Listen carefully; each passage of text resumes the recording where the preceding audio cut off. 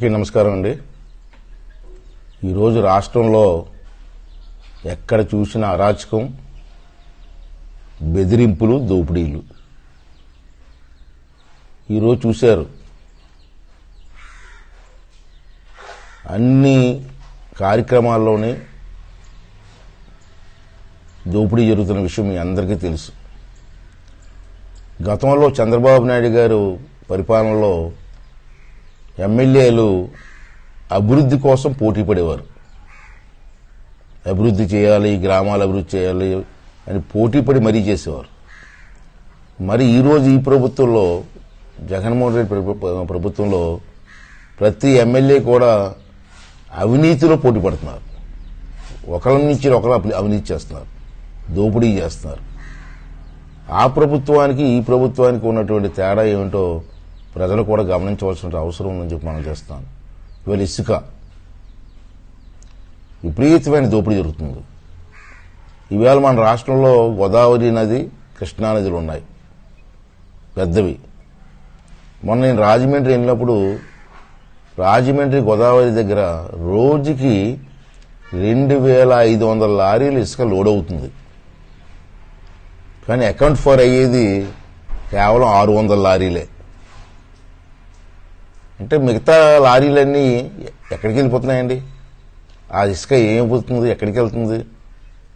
అక్కడ లోకల్గా ఉన్నటువంటి ఎమ్మెల్యేలు కానివ్వండి, వైసీపీ నాయకులు కానివ్వండి, ఈ ఇసుకని బ్లాక్ చేస్తున్నారు, ఇతర రాష్ట్రాలు పంపిస్తున్నారు. దీనివల్ల వాళ్ళ స్వార్థం వల్ల ఇవాళ రాష్ట్రంలో భవన నిర్మాణ రంగం, ఈ రంగం పూర్తిగా కుదేలైపోయింది. ఈ దోపిడీ వలన భవన నిర్మాణ రంగం అంటే చాలా పెద్ద రంగం. కొన్ని లక్షల మంది కార్మికులు ఈ భవన నిర్మాణ రంగంలో పనిచేస్తున్నారు. కార్మికులే కాదు, మేస్త్రులు, కూలీలు, అదేవిధంగా ఈ భవన నిర్మాణానికి సప్లై చేసేటువంటి టైల్స్ దగ్గర నుంచి, పెయింటర్స్ దగ్గర నుంచి, ఎలక్ట్రీషియన్స్, ఇలా రకరకాలు ఈ భవన నిర్మాణ రంగం మీద ఆధారపడి బతుకున్నట్టు వాళ్ళు కొన్ని లక్షల మంది ఉన్నారు. ఇవాళ ఈ నాయకులు, వైసీపీ నాయకులు ఇసుక దోపిడీ చేయడం వల్ల, ఇసుక బ్లాక్ మార్కెట్లు అమ్మడం వల్ల ఇన్ని లక్షల మందికి కూడా ఉపాధి లేకుండా పోయింది. సుమారు 6-7 నెలల నుంచి ఉపాధి లేదు. ఈ పరిస్థితి రావడానికి కారణం ఎవరండి? మీ నాయకులు కదా, ఈ ప్రభుత్వం దోపిడీ కదా అని చెప్పి ఒకసారి సందర్భంలో మనం చేస్తున్నాను. రెండోది ఏంటంటే, ఎక్కడ చూసినా దోపిడీని అన్నాను ఇందాక. మద్యం, బ్రాందీ షాపులు. ఆ రోజునేమో ఎక్కడా బ్రాందీ లేకుండా అమలు చేస్తాను, మద్య నిషేధం చేస్తానని చెప్పి ఎలక్షన్ మీద మాటిచ్చాం. ఈవేళ బ్రాందీలో కొట్టుల్లో రకరకాల బాటిల్ పెట్టావు. ఆ బాటిల్స్ పేర్లు కూడా ఎవరికి తెలియదు. చెత్త రకం పెట్టి విపరీతంగా రేట్లు పెంచి ఇవాళ ప్రజలను దోపిడీ చేస్తున్నావు. నువ్వు ఇచ్చిన పథకాలని డబ్బులన్నీ కూడా తిరిగి మళ్ళీ బ్రాందీ షాపులకు వస్తున్నాయి. తిరిగి అమ్మఒడి పథకం అన్నావు, వాళ్ళకి డబ్బులు ఇచ్చావు 15,000 రూపాయలు ఒక్కొక్క మనిషికి. ఆ డబ్బులన్నీ మళ్ళీ బ్రాందీ షాపులకు ఖర్చు పెట్టారు వాళ్ళు వచ్చి. ఇలా ఇచ్చింది ఏమో ఈతకాయ అంత ఇస్తున్నావు, గుమ్ముడికాయ అంత తీసుకుంటున్నావు. ఈవేళ మీరు చేస్తున్నట్టు కార్యక్రమం వల్ల ప్రజలు చాలా నష్టపోయే పరిస్థితి వచ్చింది. ఈవేళ బ్రాందీ రేట్లు పెరగడం వల్ల గ్రామాల్లో విపరీతంగా నాటుసారా పెరిగిపోయింది.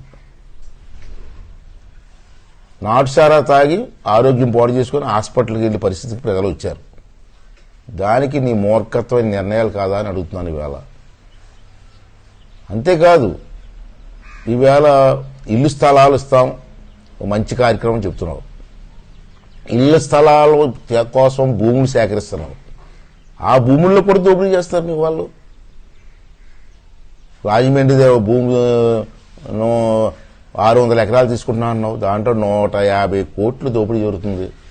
ఎక్కడికి ఎందుకు? మా ప్రాంతంలో కూడా పేదవాళ్ళు భూములు తీసుకుంటున్నావు. తక్కువ రేటు కొన్న భూములు ఏమో 45 లక్షలు 40 లక్షలు రాయించుకొని ప్రభుత్వ ఉద్యోగులు అంతా ఏకమైపోయి వాళ్ళు కొంత డబ్బు ఇచ్చి మిగతా డబ్బు ఏమో ఈ ప్రభుత్వ ఉద్యోగాలు కొడేస్తున్నారు, మీ నాయకులు కొడేస్తున్నారు.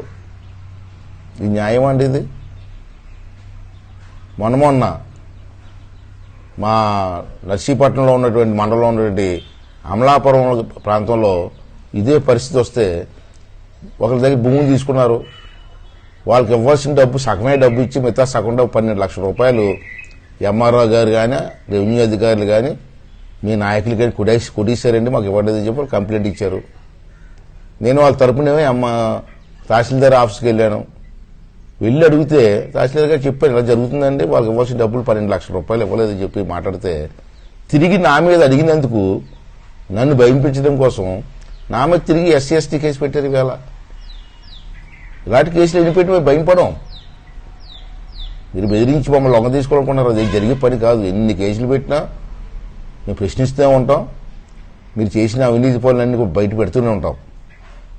ఈ విధంగా వ్యవస్థను మార్చడం పద్ధతి కాదు, దోపిడీ చేయడం మంచిది కాదు. ఓ పక్క ఇల్లు ఇస్తా అంటున్నారు, ఇల్లు స్థలాలు ఇస్తా అంటున్నారు, ఓ పక్క దోపిడీ చేస్తారు. మీ వాలంటీర్ వ్యవస్థ ఈవేళ మీ వాలంటీర్ వ్యవస్థ ఏది పెట్టారో అది అవినీతి వ్యవస్థగా మారిపోయింది. ఇల్లు స్థలం ఇవ్వాలంటే డబ్బులు ఇవ్వాలట, డబ్బులు ఇస్తేనే ఇల్లు స్థలం ఇస్తాం, లేదా ఇవ్వాలని మాట్లాడి పరిస్థితికొచ్చారు. రేషన్ కార్డు కావాలా, నాకు డబ్బులు ఇవ్వండి ఇస్తాం, లేకపోతే లేదని చెప్పి మాట్లాడే పరిస్థితికి వచ్చారు. మీకు పెన్షన్ కావాలా, మీరు అప్లికేషన్ పెట్టాలంటే మాకు డబ్బులు ఇస్తే కానీ అప్లికేషన్ పెట్టడానికి వీలేదని చెప్పి మాట్లాడే పరిస్థితికి వచ్చారు. అంతెందుకండి, నిన్న శ్రీకాకుళంలో టీవీలో చూశాను, నాటుసారా వ్యాపారం కూడా మీ వాలంటీర్లు చేస్తారట. పెద్ద పెద్ద ఐటెం వచ్చింది పేపర్లో. ఇది అవినీతి కాదండి? నిన్న కాక మొన్న బుచ్చిపేట మండలంలో మీ వాలంటీర్లు ఒక ముగ్గురు వాలంటీర్లు కలిసి ఒక నాయకుడిని, మీ నాయకుడిని, మళ్ళీ ఇంకో నాయకుడిని కాదు, మీ పార్టీ నాయకుడిని మర్డర్ చేయడానికి ప్రయత్నం చేశారు. అది కూడా పేపర్లో వచ్చింది. అంటే దీన్ని బట్టి మీకు ఏమర్థమవుతుందండి? మీరు రాష్ట్రంలో కొంతమంది వాలంటీర్లని, అవినీతి పరులని, దోపిడీ పరులని అవసరమైతే అటాక్ చేసి మర్డర్ చేసి వ్యవస్థను తయారు చేస్తున్నారు ఈ రాష్ట్రంలో. అంతే కదా? రాష్ట్రం మొత్తం ఇటువంటి వ్యవస్థను తయారు చేసి రేపు రాబోయే రోజుల్లో అవసరమైతే మర్డర్ చేయొచ్చు, అవసరమైతే దోపిడీ చేయొచ్చు అని చెప్పి ఆ వ్యవస్థను తయారు చేసుకుంటారా మీరు? ప్రజాస్వామ్యం లేదు, న్యాయం అంటారా? ఇవన్నీ కూడా అసలు ఆలోచన చేసి ముందుకెళ్లవలసిన అవసరం ఉంది. ఈవేళ అక్కడ మాట్లాడితే కేసులు, బెదిరింపులు, అంచేది ఇవన్నీ కూడా ప్రజలు గమనించవలసిన అవసరం ఉంది. ఎక్కడైనా అవినీతి జరుగుతున్నప్పుడు దాన్ని ఖండించవలసిన అవసరం కూడా ఉంది. అయిపోయింది, 1 year అయిపోయింది, అప్పుడే 1 సంవత్సరం అయిపోయింది మీ టైము. సంవత్సరం వరకు మేము మాట్లాడలేదు. ఈ ప్రభుత్వం ఎలాగ చేస్తారో చూస్తూ ఊరుకున్నాం. మీ ప్రభుత్వం గాడి తప్పింది, మీ పరిపాలనా విధానంలో గాడి తప్పారు. అందరూ ఇదే మాట్లాడుకుంటున్నారు, పరిపాలించడం చేత కాదు, చెప్తే వినరు, ఇష్టం వచ్చి పరిపాలన చేస్తున్నారు, ఈ రాష్ట్రం అధోగతి పాలైపోతుందని చెప్పి అందరూ మాట్లాడే పరిస్థితి వచ్చింది. అంచేత ఈవేళ ప్రజలకు కూడా 1 year అయిపోయింది, గమనించాలి. అంచేత సెకండ్ ఇయర్ స్టార్ట్ అయింది మనకి. అంటే 1 year చూసాం, మనం మాట్లాడలేదు. సెకండ్ ఇయర్ స్టార్ట్ అయింది, కౌంట్ డౌన్ స్టార్ట్ అయిపోయింది. ఇక్కడి నుంచి మనం ప్రతి పని కూడా మీ గ్రామాల్లో ఎక్కడ అవినీతి జరిగినా మాట్లాడాలి, ఏటి అవినీతి అని చెప్పాలి.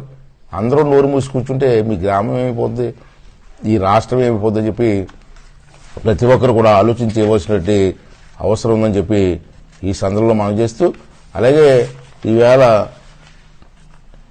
ఈ అధికారులు కూడా మనం చేస్తాం. మీరు అధికారులు అందరూ బాగా చదువుకొని తహసీల్దారులుగా, ఆర్డీఓలుగా, కలెక్టర్గా, జాయింట్ కలెక్టర్గా ఉన్నారు ఈ వ్యవస్థలో. మీరు చాలా కీలకమైన పాత్ర. రాజకీయ నాయకులు మేము 5 సంవత్సరాలు ఉండడం లేకపోవచ్చు, తర్వాత రాకపోవచ్చు, కానీ మీరు మాత్రం రిటైర్ అయిపోయే వరకు కూడా ఆ పోస్టుల్లోనే ఉంటారు. మీ చేతుల మీదుగా అభివృద్ధి కార్యక్రమాలు ఎన్నో మంచి కార్యక్రమాలు జరగవలసిన అవసరం కూడా ఉంది. మరి ఈవేళ మాలాంటి నాయకులు ఎవరైనా తప్పు చేస్తున్నప్పుడు ఇది తప్పు అని చెప్పాలి మీరు. గతంలో నేను కూడా మంత్రిగా చేశాను, మాకు సెక్రటరీలు ఉండి నా దగ్గర కూడా ఐఏఎస్ ఆఫీసర్లు, ఐపీఎస్ ఆఫీసర్లు కానీ ఐఏఎస్ ఆఫీసర్లు చాలా మంది నేను చూశాను. మా దగ్గర ఎక్కడైనా పొరపాటు తప్పు జరిగితే మాకు చెప్పేవారు, సార్ ఇది తప్పు చేస్తున్నారేమో ఆలోచించండి, కొంచెం ఆలోచించి నిర్ణయం తీసుకోమని చెప్పేవారు. కానీ ఈ 1 yearలో నేను చూశాను, మీరు ఏ తప్పు చేసినా ఆఫీస్ సమర్థిస్తున్నారు. ఇది ఆఫీసులకు మంచిది కాదు. ఇది డ్యూటీ మీరు చెయ్యాలి. రేపు జగన్మోహన్ రెడ్డి ఉండవచ్చు, లేకపోవచ్చు, ఇంకో ప్రభుత్వం వస్తుంది, ఎవరి దగ్గర మీరు పని చేయాలి. నేను ఒకటి మాట్లాడుతాను, ఒక విషయం చెప్పాలా. ఏంటంటే ఆఫీసర్లందరికీ డీజీపీ పోస్ట్ ఒక ఉన్నతమైన పోస్ట్ మన రాష్ట్రంలో. అటువంటి డీజీపీ గారి పోస్ట్, ఇప్పుడు డీజీపీ గారిని కోర్టు 2-3 గంటలు కోర్టులో నిలబెట్టారు మొన్న. నాకు తెలిసి మన రాష్ట్ర చరిత్రలో ఎప్పుడు ఇటువంటి జరగలే. డీజీపీ గారి మనిషిని 2 గంటలు 3 గంటలు కోర్టులో నిలబడండి అని చెప్పి నిలబెట్టారంటే, మరి డీజీపీ గారు అలా నిలబడ్డారంటే మీ పోలీస్ వ్యవస్థకి సిగ్గుపడ్డారో లేదు, కానీ మేము మాత్రం సిగ్గుపడ్డాం. మొన్న chief secretary, Panchayati Raj secretary, Panchayati Raj commissioner, ఈ ముగ్గురిని కోర్టుకి పిలిపించి కోర్టు గట్టిగా వార్నింగ్ ఇచ్చింది. ఈ 3 పోస్టులు ఇంపార్టెంట్ పోస్టులు. చీఫ్ సెక్రటరీ అంటే ముఖ్యమంత్రి చేసే కార్యక్రమాలు అమలు చేసే వ్యక్తి. అటువంటి వ్యక్తిని కూడా కోర్టు మందలించిందంటే మీ పరిపాలన ఎంత దిగజారిపోయిందో ఒక్కసారి ఉదాహరణగా ఆలోచించుకోవాల్సిన అవసరం ఉంది. అంటే మీరు ప్రజానాయకులు తప్పు చేస్తున్నప్పుడు దాన్ని సరిదిద్దవలసిన బాధ్యత మీ మీద ఉంది. ఎక్కడైనా అవినీతి జరుగుతున్నప్పుడు మీ దృష్టికి వచ్చినప్పుడు అవినీతిని కూడా మరి అరికట్టవలసిన బాధ్యత మీ మీద ఉంది. ఈవేళ నేను వచ్చిన తర్వాత నెల రోజుల్లో కలెక్టర్ గారికి 2-3 లెటర్లు రాశాను నేను. సార్ ఇక్కడ అవినీతి జరుగుతుంది, పలానా ఇలా జరుగుతుంది అని. కలెక్టర్ గారు అసలు స్పందించలేదు, దానికి అసలు కనీసం రిప్లై ఇవ్వలేదు. ప్రజాస్వామ్యం ఇది పద్ధతి అండి. అరే నేను కూడా మంత్రి చేసిన వ్యక్తిని కదా. నేను ఒక లెటర్ రాసినప్పుడు ఎస్ సార్ నో సార్ మీరు లెటర్ రాశారు, మీరు రాసింది కరెక్ట్ కాదు అని చెప్పాలి. పోనీ లేదు మీరు రాసింది కరెక్టేనండి, నేను యాక్షన్ తీసుకుంటానని చెప్పాలి. ఏమీ చెప్పకుండా మీరు ప్రభుత్వానికి భయపడి, లోకల్ కూడా నాయకులు భయపడి ఇక్కడ కలెక్టర్గా ఉండే బదులు సెలవు పెట్టి ఇటుపోండి వద్దని ఎవరు అన్నారు? ఇంకా గౌరవం ఉంటుంది. ఈ పద్ధతి కాదు కదా. ఇది నర్సీపట్నం ఆర్డీఓ ఎంతమంది తెలిసి చెప్పినా అందో ఆందో, దానికి రిప్లై అవ్వదు. యాక్షన్ తీసుకుంటాను, ఇప్పుడే 10 నెలల రోజులైనా యాక్షన్ తీసుకుంటాను అని మాట్లాడే పరిస్థితుంది. అటప్పుడు ఆవిడ ఎందుకంటే ఆర్డీఓ, ఆ వ్యవస్థ ఎందుకు? ఇవన్నీ కూడా పద్ధతి కాదు. ప్రజాస్వామ్యంలో ఈ వ్యవస్థలు నాశనం చేయకూడదు. పద్ధతి కానీ ఆ వ్యవస్థగా ఉండాలి, వ్యవస్థలు నాశనం అవ్వకూడదని చెప్పి నా భావన. అంచేత ఈ దోపిడీ విధానాన్ని అరికట్టాల, రాష్ట్రాన్ని కాపాడుకోవాల్సిన బాధ్యత మరి ప్రజలందరూ కూడా ముందుకు రావాల్సిన అవసరం ఉంది.